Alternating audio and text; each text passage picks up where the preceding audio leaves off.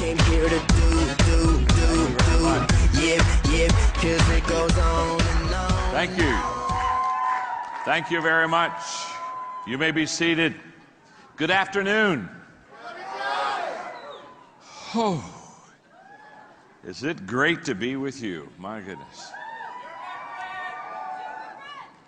You, I know you know this, and you've been here for the last few days at the convention, so I know you know this. But you happen to be part of an incredible organization. Do you understand that? I have seen a lot of them, and I've taught and worked with a lot of them, and I can tell you, I have never seen an organization take off like you have taken off. I mean, you are on a rocket ride, aren't you, huh? And it's exciting to be with you and with Nick and Ryan and Blake and the team, and it's just great. And I'm delighted to share with you this afternoon. And what a great group that we have here. Let me get acquainted with you, okay? My name is John. Nice to meet you. What's your name? Nice to meet you. Nice to meet you. Margaret and I have been married for 43 years. We have 2 children. We have 5 grandchildren. You are all way too young to know what grandchildren are. You are one, but you haven't had one yet. But let me just explain this to you so when you have grandchildren, you'll understand this. Grandchildren are God's gift to you for not killing your children. Trust me. How many of you have teenagers? You have any teenagers? All right, okay. I just want to speak on behalf of your teenage children. Let them live. Because there are days, aren't there days when shall I let them live? Let them live, because if you let them live, there'll be a day they give you a grandchild. And when they give you a grandchild, you'll hold that baby in your arms, that baby, and you'll say, my goodness, this is the smartest, most beautiful baby in the whole world. And nobody has to tell you, you know that. And then you'll ask yourself a question. You'll look at this beautiful grandbaby and you'll say, why did intelligence skip a generation? I was at a large convention speaking, and I told that story, and I forgot my son Joel was in the audience. And so I was done. I walked back to the green room, and he was waiting on me. I mean, he was waiting on me. And I said, Joel, about the grandchildren, that little story, I said, I was just kidding, about intelligence skipping a generation. He said, no, Dad. He said, it's okay. In fact, he said, I think you're right.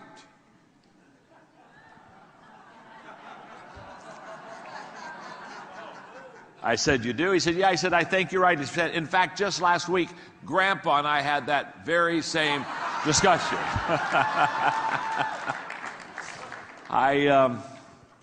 I brought this with me. I want to read one more quick thing, then we're going to have some fun and learn a lot about leadership today. I turned 65 this year, and you're way too young again to understand this, but I got a long way to go. My dad just turned 91, and my mom just passed away 2 years ago. They were married for 66 years, and but anyway, so I'm going to explain life to you. I love this. I'm going to explain life because we all ask questions about life and how do we fit in and what's our purpose, etc. So on this card here, in fact, it's a very important card. It's laminated. When anything is important, I laminate it. Okay? And I'm going to read this to you, and this will explain life. In fact, look at your neighbor and say, you are about to understand life. Go ahead and tell them that right now. Tell them. All right. In fact, look right back at them and say, and it's about time. Okay. On the first day, God created the dog. God said, sit all day by the door of your house and bark at anybody that comes by. I'll give you a lifespan of 20 years. The dog said, that's too long to be barking. Give me 10 years, I'll give you back the other 10, and God agreed. On the second day, God created a monkey. God said, entertain people, do monkey tricks, make them laugh. I'll give you a 20-year lifespan. The monkey said, how boring. Monkey tricks for 20 years? I don't think so. The dog gave you back 10 years, so that's what I'll do too, okay? And God agreed. On the third day, God created the cow. God said, you must go out in the field with the farmer all day long, suffer under the sun, have calves, give milk to support the farmer. I'm going to give you a lifespan of 60 years. The cow said, that's kind of a tough life. You want me to live for 60 years? Let me have 20. I'll give you back the other 40. God agreed. On the fourth day, God created man. God said, eat, sleep, play, marry, enjoy your life. I'll give you 20 years. Man said, what? Only 20 years? I'll tell you what. I'll take the 10 years that the dog gave you back, and the 10 years that the monkey gave you back, and the 40 years that the cow gave you back. That makes 80 years. Okay, God said, you've got a deal. So that is why the first 20 years of our lives, we eat, sleep, play, enjoy ourselves. For the next 40 years, we slave in the sun to support our family. For the next 10 years, we do monkey tricks to entertain the grandchildren. And for the last 10 years, we sit on the front porch and we bark at everybody that goes by.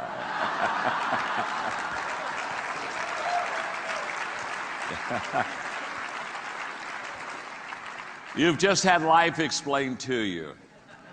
I was on the phone. I was up in San Francisco. I was doing some work with Condoleezza Rice, and we were doing some video shoots and things. And yesterday, or I guess it was the day before yesterday, I got on the phone with your leaders, and we talked about this meeting today, this time.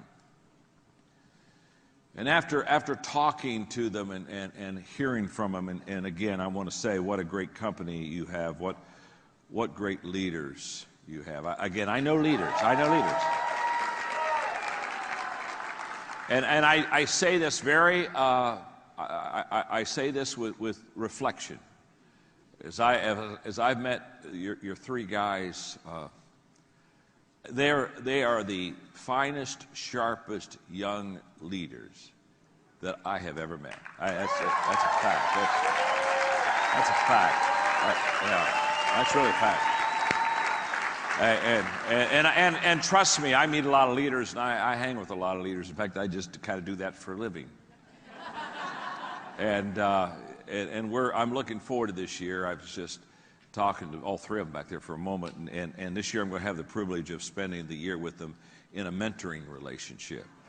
And I'm very excited about that. I am. I'm very excited to be able to pour what I know and what I've learned in my life into them, and they're so good. They're so eager already. So that's fun. So we were talking on the phone, and when I finished talking to them, I did what I do often. I travel, do a lot of speaking, but I literally I just wrote out my lecture. I've never given this before. Okay, I just sat down and I said, I know exactly what I want to teach you. And so it's kind of fresh. It's new. It's not a sugar stick, okay? It's just what I know that I think you need to know that will help you be a better leader, to be more successful, because my desire is to really take you to a whole new level leadership-wise. And so what we're going to do, let's call this teaching, since I've never given it before, let's call this teaching the Rule of 5 for leading. The Rule of 5 for leading. And in a moment, I'm going to explain to you how the Rule of 5 works, which is in itself tremendously life-changing. But what I'm going to do today is I sat down. I was up in San Francisco doing some writing for the last 2 days on another book. And I sat down and I wrote this out. And I want to give this to you. So I want you to look at the person you're sitting beside and say, John's never done this before, okay? He says, he's never done this before, okay? And tell that your neighbor, and he's doing it for us because we're special, okay? We're special, okay?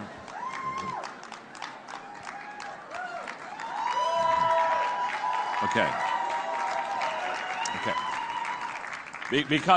Because again, if I'm going to have a relationship with this organization, your leaders, and you, I want to come fresh. I want to come with teaching that really is where you're living and where you're going. And I know that you are the leaders of this organization, that as you go, the organization, the company goes. I know that. So let me talk to you a little bit about leadership. I wrote a book about 13 years ago called The 21 Irrefutable Laws of Leadership, okay? How many of you have that book? Would you raise your hand? Okay, good. Yeah. In fact, let me do it one more time, and this time raise both hands so it'll look like twice as many people. That's the best-selling leadership book ever written. It's sold millions of copies. It's sold over 1 million copies in China alone, where I go twice a year to teach and lecture. And the 21 Irrefutable Laws of Leadership, if you don't have it, you want to get it. Because that's absolutely the foundation for understanding leadership and how to lead and what you need to know to be a better leader. And for the teaching today, I'm going to take the first law, the law of the lid, L-I-D, and I'm going to teach the law of the lid for not long, 3 to 5 minutes. And then I'm going to teach the rule of 5, and then I'm going to share with you 5 things that you need to do in the rule of 5 to lift your leadership lid to get and be a better leader. So let me just teach you the law of the lid. The law of the lid just simply says that your ability to lead will determine how well you succeed. In other words, the better you lead, the more you'll succeed. The better leader you are, the larger organization you can develop. The better leader you are, the larger your following, the greater your influence will be. The law of the lid is an amazing law, and it basically says that as you learn to lead, you will grow and be more successful. And the better that you lead, the more successful you will become. Now, for teaching purposes on the law of the lid, I want you to look up at me, and let me just give you a visual so that we can kind of make sure we got this, okay? If let's say, for example, if this is my leadership lid, this is how well John Maxwell leads, okay? This is my lid. I don't go any higher than this lid. This is my leadership lid. This is how well I lead. And let's just say I'm an average leader, so it's a 5. I'm a 5. From a 1 to a 10, I'm a 5 leader. If that's the case, if this is my leadership lid, this is how well I lead, what the law of the lid teaches is that my business, your business, what you do with Vasalis right now, your business will come under your leadership lid, but it will never get any better or go any higher or grow any farther than what your ability to lead is. So that your leadership lid literally determines the level of your success. So if I'm a 4 as a leader, what that means is that my business will be a 4. Or I mean, if I'm a 5 as a leader, my business will be a 4. Does that make sense? Now, even in a great organization like this, my leadership lid will determine the level of my success. Now, when I began to understand the leadership lid, and I began to teach the leadership lid, all of a sudden everything began to change. Because you see, it was in 1974 that I came to the conclusion, after studying successful people for 5 years, from 69 to 74, after really looking and watching successful people, I came to the conclusion that everything rises and falls on leadership. And when I say everything rises and falls on leadership, you say, John, what do you mean everything rises and falls on leadership? What I mean is everything rises and falls on leadership. Now, what part of that don't you get? I didn't say some things. I didn't say most things. I didn't say 99% of the things. I said everything rises and falls on leadership. In fact, I know it. I believed it in 1974. I started studying leadership. I started teaching leadership. I started leading a long time ago. But now in 2013, I'm more convinced than ever that everything rises and falls on leadership. And one of the reasons I am is because I've developed the largest leadership training company in the world. We're in 174 countries. We've trained 6 million leaders. In fact, we are now training 1 million leaders every 10 months. And we're 2 years away from training 1 million leaders every 6 months. And by 2020, we'll train 1 million new leaders every month around the world. And so when the United Nations asked me to do the opening assembly to all the ambassadors, they said, come in and talk about leadership. The reason they asked me to do that is because we teach leadership, and in 2 years we'll be in every country of the world teaching leadership. And I understand leadership. I know how to train leaders. I know how to teach leaders. I understand leadership. It's been my life. It's been my life for a long, long time. And in 74, I was convinced everything rises and falls on leadership. And can I tell you, 2013, I know, without any question, everything rises and falls on leadership. So, how well I lead will determine how well I succeed. So, this is huge. I've got to become a better leader. And the question people ask me all the time is, can I become a better leader? They'll ask me a question like, John, are leaders born? When they ask me, are leaders born, I always give them the same answer. Of course they are. Come on now, think of that question for a moment, huh? I've never met an unborn leader. Huh? Hey, don't particularly want to either, thank you very much. So when they ask me, are leaders born? I know what they're not really asking, are they born? What they're really asking is, are there some people when they're born, they got it? And some people when they're born, they don't got it. And if you got it, you go to the front of the line. If you don't got it, you go to the back of the line. That's what they're asking. And I've got great news for you. And I do believe, I have no question about it, that there are some people that are born with what I call leadership leanings. No doubt about that. Just like some people are born with kind of a musical leaning. No doubt. But the great news is, because I've done this for so long, and I've done this with so many over such a long period of time in every country of the world, what I know is you can learn to lead. You can learn to lead. You can learn to be a better leader than you are right now. You can grow as a leader. In fact, look at the person you're sitting beside and say to them, even you can learn to lead. Wow. Isn't that amazing? You weren't sure about that person, were you, huh? You weren't sure they could really learn, but now you got to figure, even they can learn to lead. Now, let's go back to this law. If I'm a 5 as a leader, that means my organization will be what? Talk to me. A 4. Okay, here we go. Because the leadership lid won't allow it to go higher. So, how do I grow my organization? This is very simple, folks. I've got to raise my lid, don't I? I've got to get this lid up, and because I can become a better leader, I can raise my lid, true? So I can go from a 5 to a 6, to a 7, to an 8, to a 9. Now, this organization is a 4. When that leadership lid starts going up, that organization goes from a 4 to a 5, to a 6, to a 7, to an 8. You see, your organization will grow to the size of your leadership ability. Now, if I were where you are and I was listening to what I just said, and I was taking notes, somewhere on my notes or somewhere on my iPad, I'd be putting a star right here. I'd be putting a rocket ship. I would be putting a sign that says, do not miss this. Because your ability to lead will determine how successful you'll be in this house, without any question. The best leaders will build the biggest business. No question. That should light a fire within you. That should spark, something should be going off on the inside right now. You see, everything rises and falls on leadership, and I've got to raise my leadership lid, and Maxwell says I can learn how to lead, and the better I learn how to lead, the bigger I can build this business. There ought to be something inside of you that says something like this: I had better learn to lead.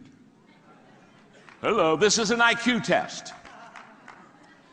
If you miss this one, you can go home now. Visalis can't help you. God can't help you. You understand?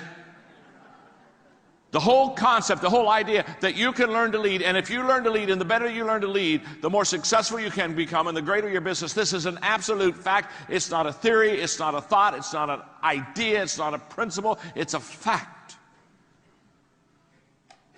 And the law of the lid says, the better you learn to lead, the higher you lift that lid, the greater your business can become. Now, that's the law of the lid.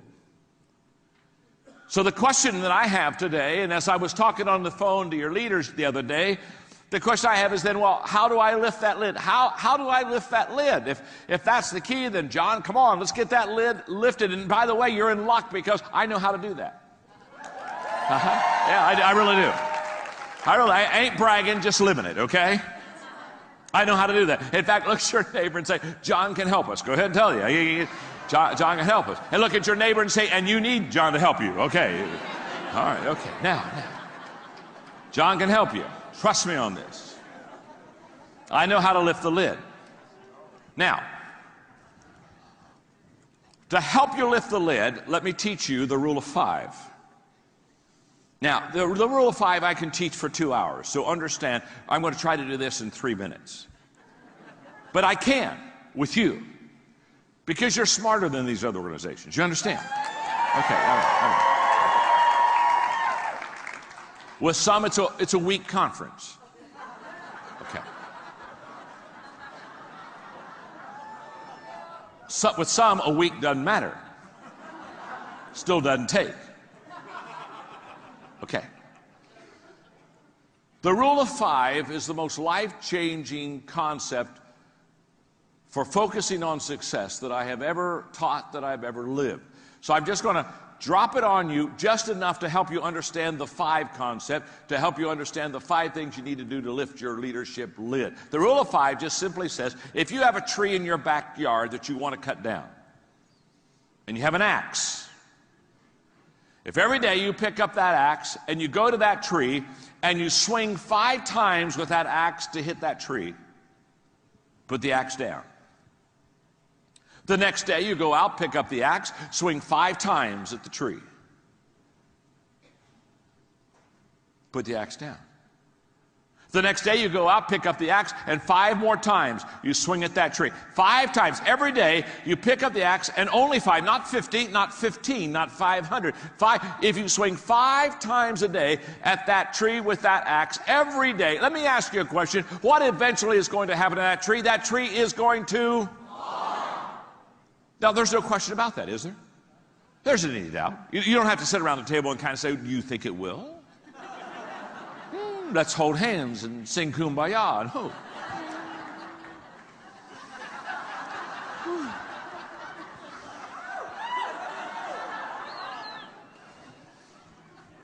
If you swing 5 times a day at that tree every day, that tree will fall. End of story. Now, if it's a big tree, it may take a couple years. If it's a little tree in your backyard, I don't know, maybe in a month you could knock that baby down. I don't see. Now, the size of the tree will determine how long it takes for it to fall. But that's not what we're debating here. What we're teaching here is if you swing 5 times a day at that tree, every day the tree will fall. Now, that's the rule of 5. The rule of 5 says, find your tree. What's your goal in life? What's your purpose? What do you want to accomplish? What do you want to knock down? Where's your axe? What are your tools? What is it that you're going to use to effectively go after that goal 5 times a day? What are you? What is it? Because whatever that is, if you use it 5 times a day, every day, you'll be highly successful. For example, I write books. So let me just put that in writing for a moment. I've written 73 books. Jason, that was a nice introduction. It's 22 million, not 19. But what's 2 or 3 million? Give a little, take a little here, a little there. People say, John, how have you written 73 books? Oh, thank you for asking. The rule of 5. You see, there are 5 things I do every day that allows me to write that many books. It's not magic. It's not that I'm brilliant. It's just that I know the rule of 5. The rule of 5. You see, every day I read. Every day I file. Every day I think. Every day I ask questions, and every day I write. Every day I do those 5 things. Every day I read. Every day I file. Every day I think. Every day I ask questions. Every day I write. Every day I read. Every day I think. Every day I file. Every day I ask questions. Every day I write. Every day I think. Every day I read. Every day I ask questions. Every day I file. Every day I write. Every day I write. Every day I read. Every day I think. Every day I file. Every day I ask questions. Yes, I can do it in different orders, but every day. Doesn't matter whether you swing the axe left-handed or right-handed. You just got to hit the tree. Every day I read. File, think, ask questions, write. Read, think, file, ask questions, write. Read, think, file, ask questions, write. You say, now, John, what do you mean by every day? This is where it gets a little long sometimes. What I mean by every day is every day. Now you say, now let me, when you say every day, do you mean, do you do that on Sunday? Every Sunday I read, think, file, ask questions, write. Do you do that on your birthday? Every birthday. Guess what? Every birthday I read, think, file, ask questions, write. Do you do that on Christmas? Guess what I do every Christmas? Every Christmas I read, think, file, ask questions, write. Do you do this when you're not feeling well? Can I tell you when I'm not feeling well? Even I'm not feeling well. Guess what I do every day? Every day I feel, when I'm not feeling well, I think, write, ask questions, do all those things. Every day. You say, every day? At the age of 17, I started filing. I've never missed a day. I don't have 100 quotes. I don't have 1,000 quotes. I have tens of thousands of quotes. I don't have 100 stories. I don't have 1,000 stories. I have 10,000 stories. Where did you get all those stories? Where did you get all those quotes? Well, let me tell you something. Guess what I do every day? See, we overestimate what we can do in a day, and we underestimate what we can do in several days. And you got to understand, the secret of success is not the fact that, hey, I didn't say, hey, some days I get up and I write for 12 hours. And no. I didn't say I write all day. I didn't say I read all day. I didn't say I think all day. I didn't say I ask questions all day. I just said every day. Every day. You see, doing a little bit every day is a lot more important than doing a lot someday. And most people live in someday. Well, I'll tell you what, I think I'll get to that. You know what, I think I'll try that. You know what, I believe I got. Now, here's the key. You got to figure out what the 5 are. It took me 7 years to find my 5 for writing. You say, man, John, you're slow.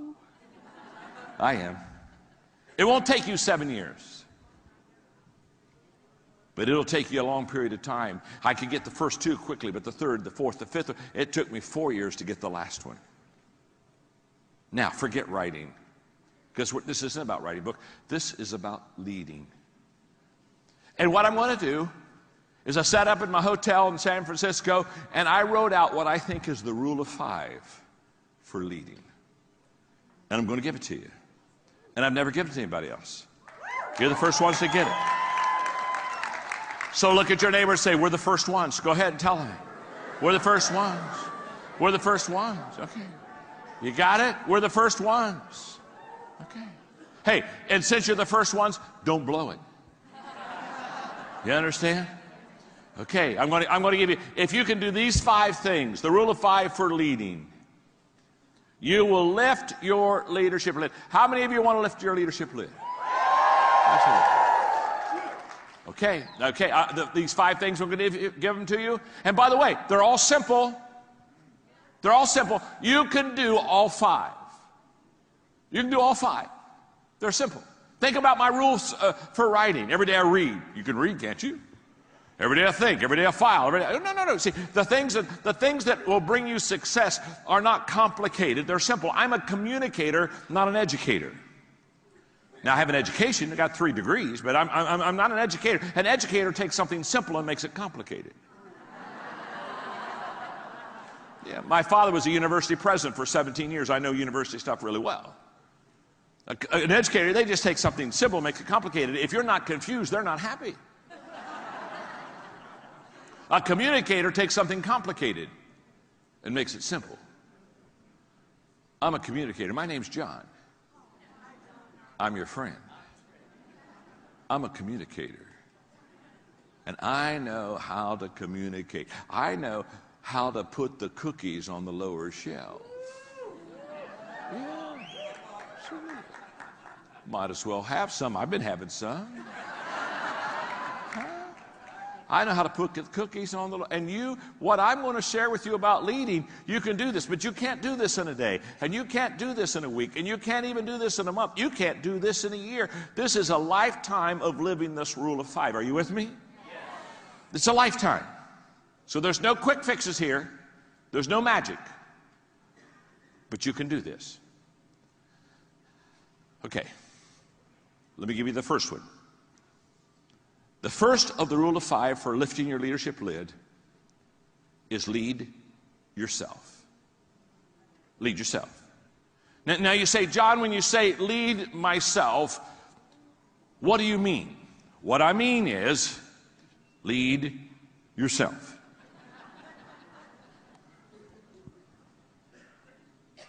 You see, when we think of leadership, we always think of someone else, don't we? We think, okay, I'm going to rule, that's rule of 5 for leading, lifting my leadership lid. All right, I got to go find some people. Got to find some people. Okay. Find some people. No. Before you lead someone else, you need to lead yourself. I was doing a leadership conference, been speaking all day, doing Q&A the last session. A kid with an MBA stood up. He said, John, I love your leadership principles. My goodness. He said, I'm sitting here all day. He said, I'm an MBA student. I'm still in school. I don't even graduate till this spring.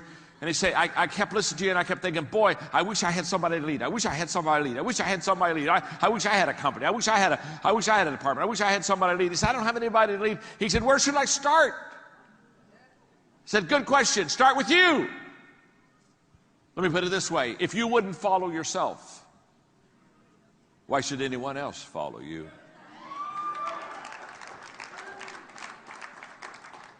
So what do I mean? I'm talking about leading by example. I'm talking about having the leadership qualities within you that you want to teach someone else. Having the leadership values within you that you want to impart to someone else. I'm talking about visually leading people. Because leadership is visual. It's a visual responsibility and it's a visual act. Nobody has ever said to you, I am following a great leader, I just have never found him or known him. No, you're taking drugs. Every person that you've ever followed, you saw.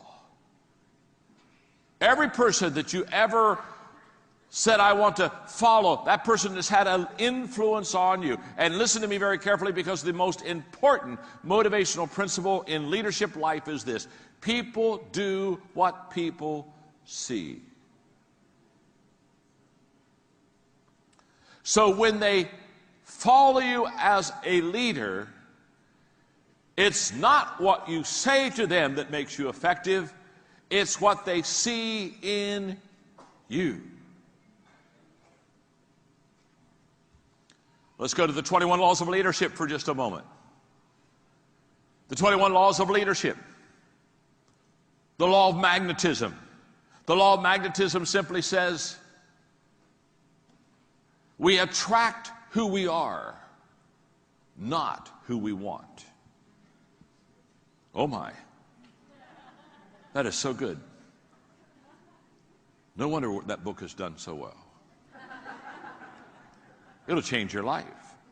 We attract who we are, not who we want. I run into people all the time, and they come to me and they say, John, I'm developing a group. I'm starting an organization here, and I'm getting people to buy in. And John, I'm all excited, and I look up and say, what kind of people do you want to be attracted to your organization? What kind of people do you want to bring in? What kind of people do you want to recruit? And they'll say, you know what, I want people with energy. Oh, I want energy. I like energy is important. I want people with energy. And I'll tell you what else I want. I want people with a character. I want somebody who has some integrity and an attitude. Oh, I want somebody who has a good attitude. You know, okay. And they start listing all these qualities they look for. And I'll let them list 3, 4, 5. It doesn't matter. But when they get to 5, I stop. I say, wait a minute. Hold it. Okay, you want somebody with energy? Yeah.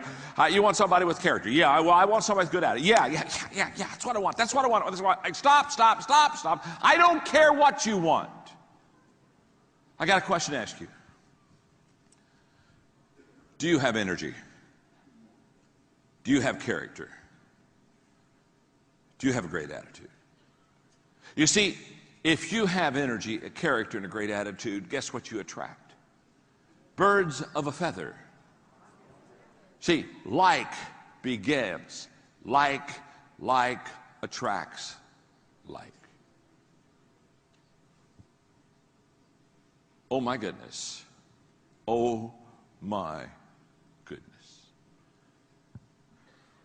Before you ask somebody to follow you, make sure you have your own act together. You see, too many leaders, they're like travel agents. They send people where they've never been themselves.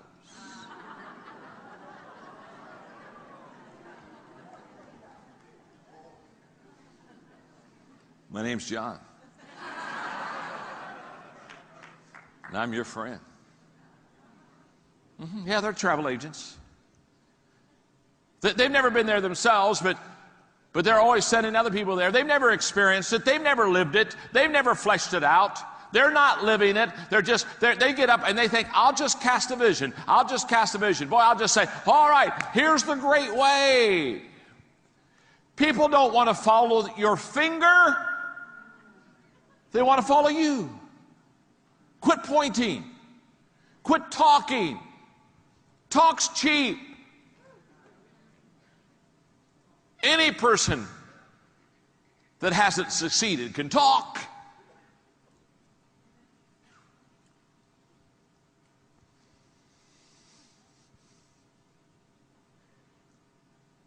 We teach what we know, but we reproduce what we are.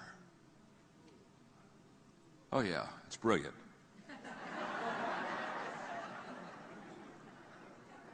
When you've done this for 40 plus years, it's brilliant. It's not that I'm brilliant, it's just that I've done it so long. After a while, I catch on. We teach what we know, but we reproduce what we are. So if you're wanting to raise up some great leaders in your group, guess what? The first thing you need to do is be a great leader. Let me explain that to you. Let me just sit down for just a moment. At my age, it's a highlight. Let me just sit down for a moment and let's go back to the law of the lid. Remember when your lid was a 5, what was your company going to be? It was going to be a... Absolutely. The lid says you can't have a 6, you can't have a 7, you can't have an 8, you can't have a 9. You're a 5 leader. A 5 leader doesn't have 7s. A 5 leader doesn't have 8 companies. 5 leader doesn't have 9. 5 leaders have 4 companies.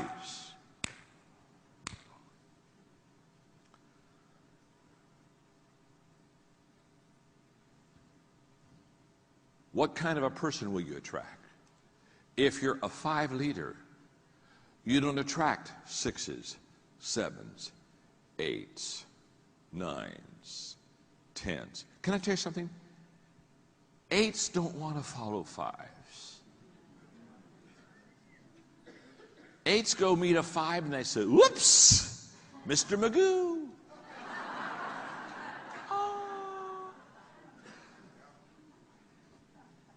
So how do you attract better people? Lift your lid. If you're a 5, you get 4s, 3s, 2s, and 1s. If you're a 6, you get 5, 4s, 3s, 2s. If you're a 7, you get 6. If you're an 8, you got this?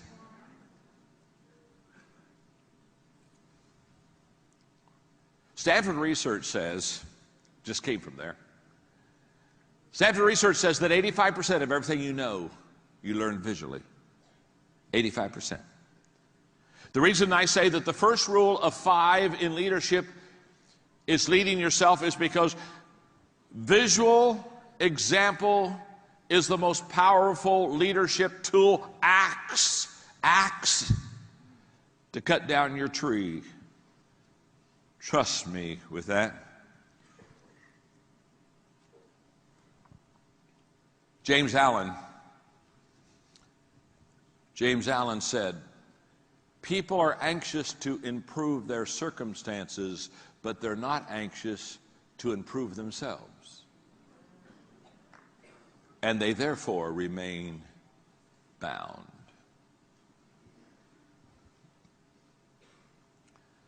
The first person that you should teach leadership values to is you.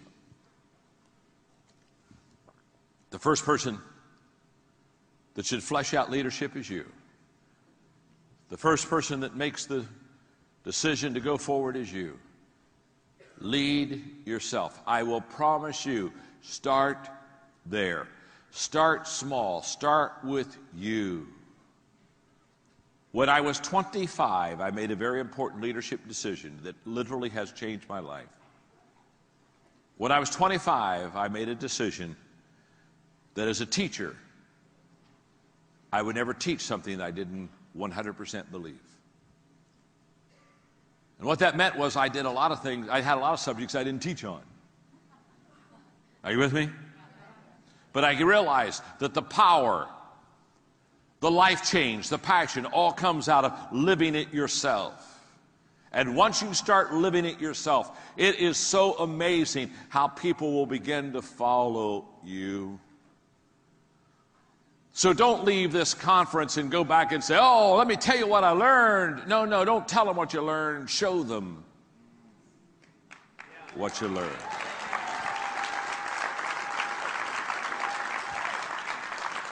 My mentor for many, many years, John Wooden, used to say to me, John, I would look at my players at UCLA and I would say to my players, don't tell me what you're going to do.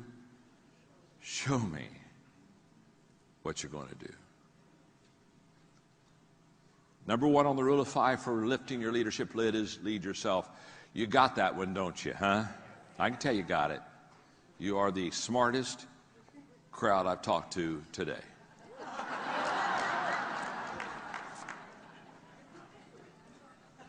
Are you ready for the second rule of 5? And by the way, every day, what do you do? Every day I what? Lead myself. You got it. Every day I lead myself. Number 2, the second of the 5 is every day add value to people. Every day. Every day add value to people. When I was 27 in Dayton, Ohio, I listened to Zig Ziglar, my wonderful friend who passed away about a month ago. What a precious... When you talk about somebody living his message, Zig lived his message. I knew him well, played golf with him, been on trips with him. We've spent a lot of time together. What he said is what he lived. What a great, great man.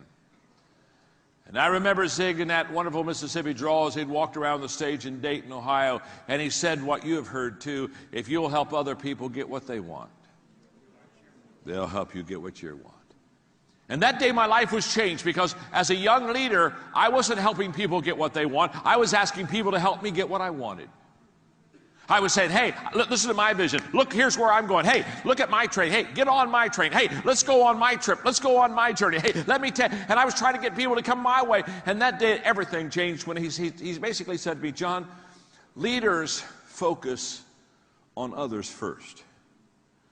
They focus on what is your dreams and what would you like to accomplish and what do you love? What's your passion? It changed my life. And from that time on, I said, okay, I'm going to be a person that every day adds value. And can I tell you, I have a practice I've done for 35, 40 years. I did it this morning. Woke up in my hotel.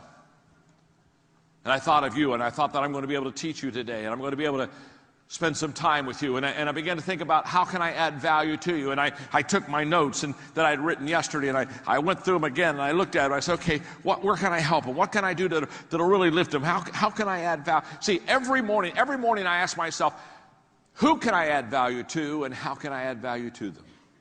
Every morning. And every evening I ask myself, did I add value to that person, and how did I do it?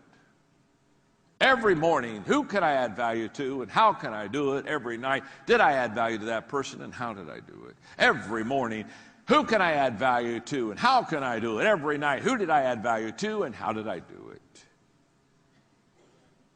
It's amazing because I teach leadership is influence, and people come to me all the time. They say, okay, John, how do I increase my influence? Because the more people that you influence, the more people you're going to have in your business. No doubt about it. It's very simple. People that know how to add value to people continually increase value and influence with people. So because I'm so passionate about adding value to people on a daily basis, remember, every day I lead myself. Every day I add value to people. Every day I take that axe, lead myself, add value to people. Because I'm so passionate about it. I sat down a few years ago and I asked myself, okay, how do I add value to people? And I came up with 3 things that I want to pass on to you quickly. I add value to people, number 1, when I value people. You got to value people, friend. You got to really love people. Don't be like Charlie Brown one time who said, you know, I love mankind. It's people I can't stand. You got to value people. You see, if I don't value you, I'll take advantage of you. Leaders who get in trouble because they stopped valuing the people that they lead. So I've got to value people. Number 2, I have to know and relate to what you value. I have to know and relate to what you value, and I can only do that by listening. I can only do that by instead of talking and casting vision, turning to you and finding out where you are and how you feel, listening. Oh my goodness, the great leaders, they listen, they learn, and then they lead. They listen, they learn, and they lead. They listen, they learn, and they lead. They listen, they learn, and they lead. They listen, they learn, and they lead.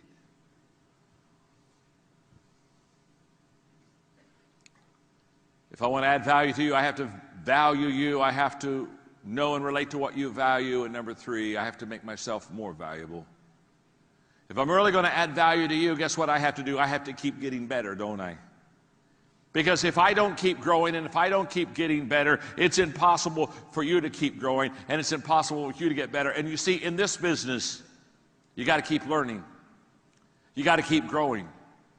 I watch people in this type of work, and they get to a level and they just kind of plateau and they get satisfied and they stop growing and they just kind of live off the level they're on and live off the land. Listen, the only way that you can be valuable to somebody tomorrow is learn something new today. When's the last time you learned something for the first time? This whole process of learning and growing and developing. But every day, add value to people. So when I was in the San Francisco airport getting ready to get on the plane this morning, the lady behind the counter, when I got me an iced tea to drink, I asked her how her day was going, and she started talking about her 3 children and how she was going to leave work as soon as she could to help them get into school. And I listened to her for a moment and smiled and told her I thought she was a good mama. Paid $1.50 for my iced tea and gave her a $20 tip. Listen to me, I want to tell you something. When leaders stop valuing people, they should stop leading people.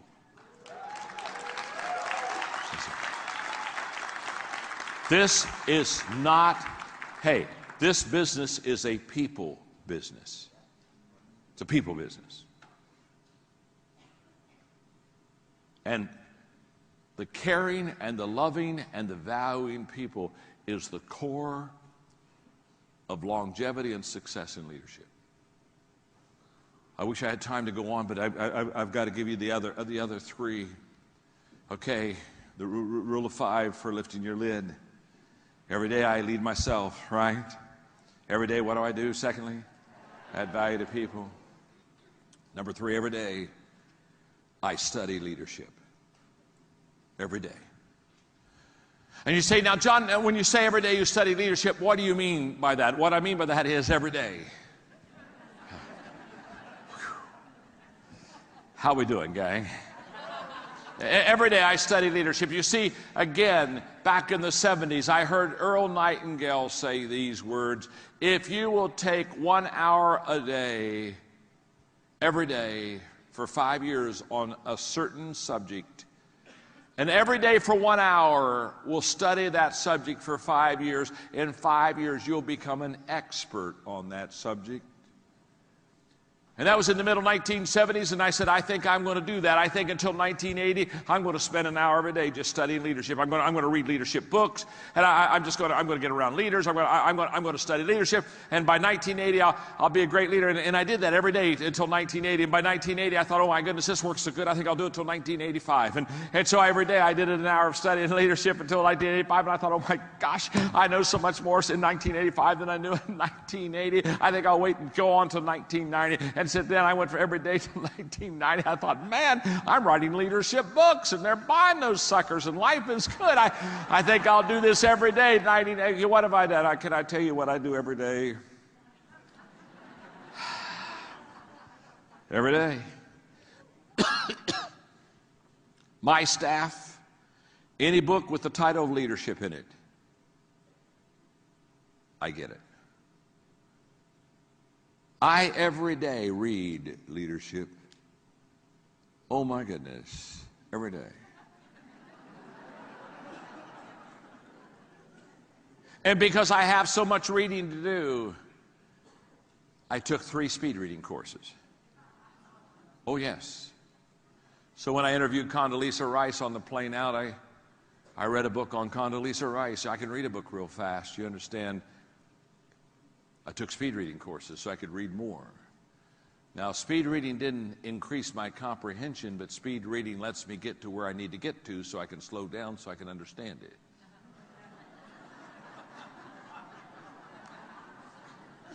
You see,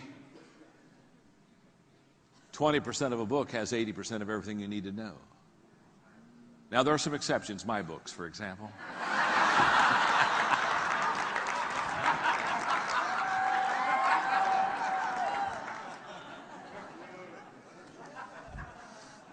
So when I say study leadership, what do I mean? Right, real quick, okay? I got to get this done for you. That means reading. That means resources. You see, in 1973, when I realized I needed to develop a personal plan for growth and I didn't have one, and I didn't know how to develop one, Success Motivation Institute out of Waco, Texas had a kit that I could buy for $795 that would help me to personally grow, and that kit cost me 1 month of my salary. And I bought it. Well, it took me 6 months to buy it because I had to save up for it.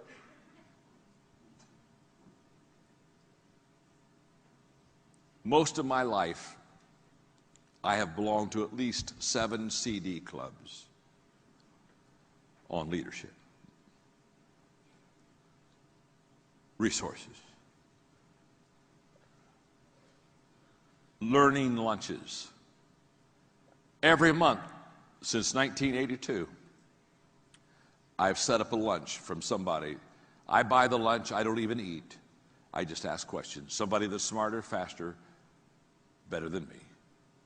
And I just ask questions. I call it my learning lunch. Do it every month. Oh, if I had 20 minutes, I'd teach you what I just learned. Oh, I would just teach you what I just learned in a learning lunch I had 2 weeks ago. But I don't have time. Events. Going to events. Leadership events. Margaret and I started visiting presidential libraries because I love history and I love leadership. I've now been to every presidential library in America and studied it. I just constantly immerse myself in leadership events. I've already talked to you about filing. I file every day leadership thoughts, quotes. If I pulled out my iPhone right now, I could give you 3 dozen quotes that I've picked up in the last 2 or 3 days that I filed, and I just keep them in there and I just keep reading them. I keep working and I just keep reading them until I've got them, until they're mine. Study leadership. I do hope. I do hope I'm lighting a fire for you, because I'm telling you, your leadership lid will determine how high you're going to go in this business, and I'm going to promise you, you can't increase your leadership without studying leadership. So every day I lead myself. Every day I add value to others. Every day I study leadership. Are you with me? Yes. Number 4, every day I practice leadership. I practice leadership every day. I not only study leadership, but I practice leadership. I shared with you about my organization, Equip. the largest leadership training organization in the world. You say, John, how did you, and by the way, we did that in 16 years. How did you develop the largest leadership training organization in the world? It's very simple. When we train leaders, we go in for 2 days and we have a leadership workbook and we take them through the leadership principles. And then at the end of the 2 days, we give them 10 workbooks. And we said, we'll be back in 6 months for the next session. In the 6 months we're gone, you take 10 people and you train them what we trained you to do. And they can't come back for their second training until they validate that they've trained 10. You see, a long time ago I learned I'm not about to train somebody how to lead that isn't going to practice leadership. You see, I'm telling you, you can waste a lot of time with people who like to have meetings. But their biggest accomplishment is lighting the fire and doing a little kumbaya. The whole idea of not only knowing how to lead, but practicing your leadership. Malcolm Gladwell, who's a wonderful friend of mine, read some great books, Tipping Point, etc. Malcolm is the first guy to say that if you want to be highly successful in doing something, you have to do it at least 10,000 times. He gives examples, the Beatles, all these groups that made it big. When people say, oh my, they just made it big, they'd just done it. Practice, practice, practice, practice, practice, practice, practice, practice, practice, practice, practice, practice, practice.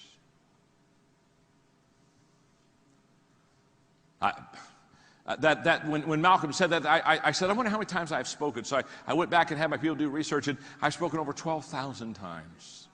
So people say, John, you walk out on stage, you take your water, you stick a cough drop in your mouth, you sit on a chair and say, my name is John, I'm your friend. You don't look nervous. It's like you're having a conversation with us. Well, I'm having a conversation with you. Absolutely, and I'm not nervous. I'm not nervous. I've done this 12,000 times. You say, oh, John, you look so natural when you do that. Of course I'm natural. I've done this 12,000 times.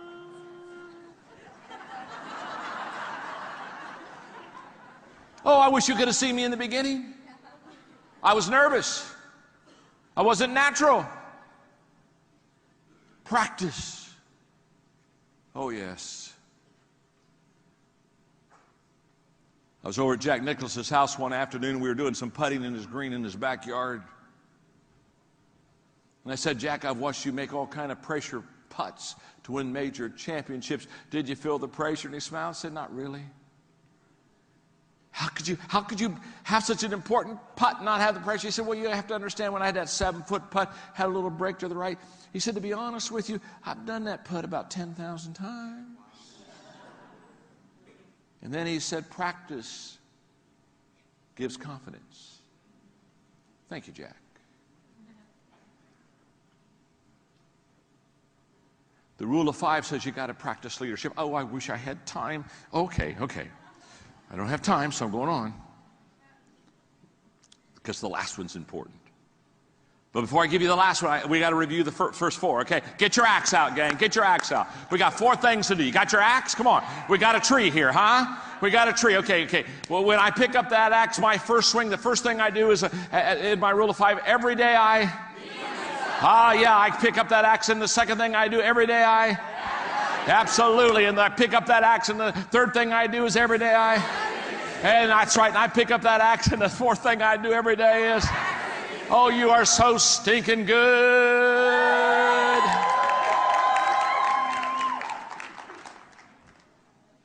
Every day, number 5, I intentionally grow. Every day. Every day I intentionally grow. Oh my goodness. Every day I intentionally grow. This is huge. If you'll just hang with me, can you give me, if you'll just give me, can I have 5, if I have 5 more minutes, okay? 5 more minutes, okay. No, there are other things on the program, and I'm not wanting to disrespect anybody or the program. So if you could just, okay. So just, this is important right here. This is important because every day I intentionally grow. Are you with me? Yes. In 1977 I wrote this. It's laminated. Yeah, it's my prized possession. Because I wasn't in a growth environment. I wasn't lucky like you. I didn't belong to an organization named Visalis. I didn't belong to an organization that is an amazing organization that's breaking all kind of records. I didn't get to go on the rocket ride. I wasn't on a ride. I was on a donkey.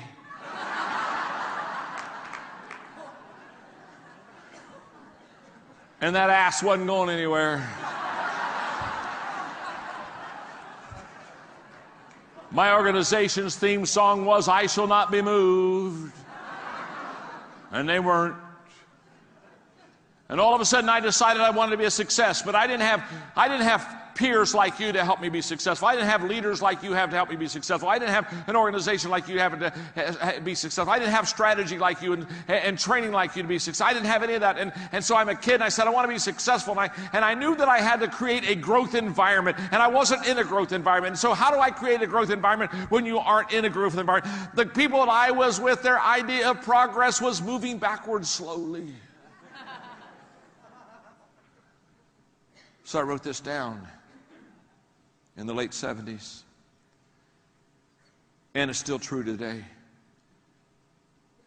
Here's what I think a growth environment is. A growth environment is a place where others are ahead of me. In other words, I want to be around people that are better than me. I want to be around people that are more successful than me. I want to be around people that are faster than me. And that's exactly what you have in this organization. You got some pace setters, don't you, huh? You got some amazing, amazing pace setters. Let me just put it this way. When you're at the head of the class, you're in the wrong class. That's good, isn't it? Yeah, it is. What do you say? It's just good. My name's John. I'm your friend. A growth environment is a place where I am continually challenged. I'm continually challenged. I mean, every day I get up, I got another hill to climb. I'm not looking for the hammock. I'm looking for the hill.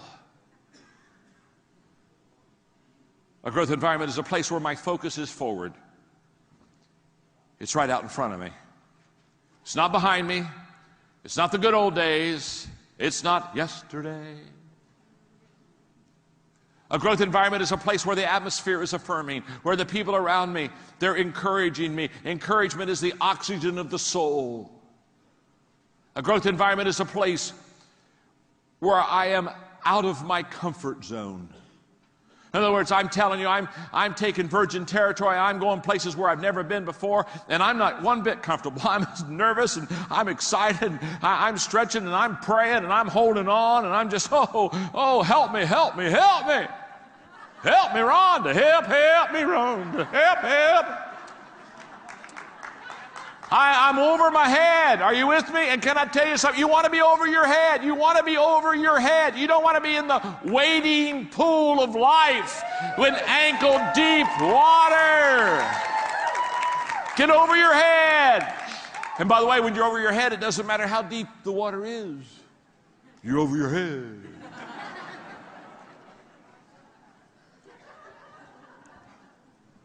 A growth environment is a place where I wake up excited. Man, I know a lot of people, they don't even wake up. We're supposed to leave our footprints in the sands of time, but a lot of people, they're just leaving their butt prints. Yeah, they just got butt prints in the sands of time. They're not doing anything. You with me, huh? Hello, come on, talk to me. There are some people, they're already dead. They just haven't made it official yet. Yeah. A growth environment is a place where failure is not my enemy. It's not my enemy. Failure is my friend. Oh, yes. I write 3 books at a time. This one's not out yet, but I've written it. It comes out next year. I love the title. Sometimes you win, sometimes you learn.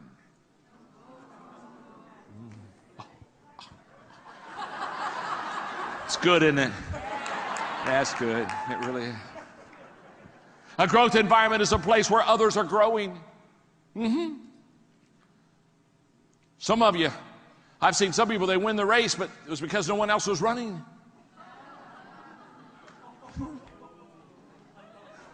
I won. Oh, where's everybody? Oh, I won. A growth environment is a place where people desire change. They want something different. They want something fresh. A growth environment is a place where growth is modeled, where growth is expected.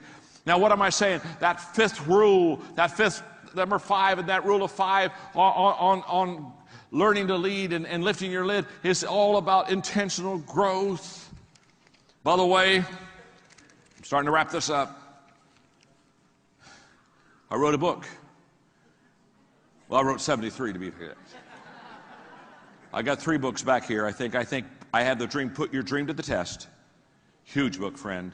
10 questions you got to ask yourself to see if your dream comes true. By the way, it's the same 10 questions you got to ask the people that you're leading to see if you can help them. Because if they can't answer yes to those questions, you can't help them with their dream. So you better know the 10 questions. And answer it yourself, and then go look at your other people and say, do they pass the test? Do they pass the test? Do they pass the test? I got another book out there called Beyond Talent, which basically says talent is wonderful, but if you don't make the right decisions in your life, you're still not going to be successful. How many of you know wasted, talented people? Just gifted, talented, going nowhere, doing nothing. Talent is never enough. Beyond Talent. And the third book is the book that just came out in October, The 15 Laws of Growth. Now, okay, I'm curious, how many of you have the 15 laws? Let me see if your hand now. Okay, now, that's a lot of you. I want to tell you something about it. That book for the whole month of October was #1 on New York Times bestseller list. #1. And I'm going to tell you why. I know how to grow me, and I know how to grow you, and I've been doing it since the middle 1970s. And these 15 laws, I promise you, listen to me, that this will become the Bible for your success, the 15 laws of growth. I promise you. It'll be what you read, it'll be what you give to others, it'll be what you teach others, it'll be what you pass. And by the way, I'm going to go out there in a few minutes, and when you have your break, I'll sign, okay?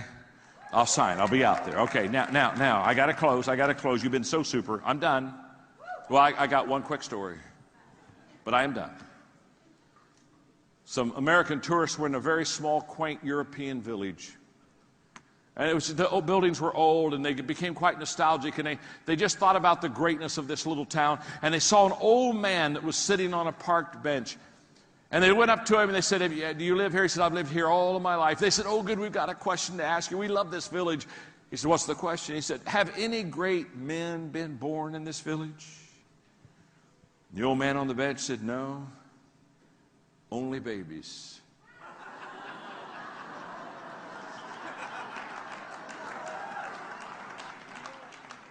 Greatness doesn't begin great. It begins as a baby. Greatness is based on the decisions you make. And if you'll take the rule of 5 for lifting your lid, can we say it together?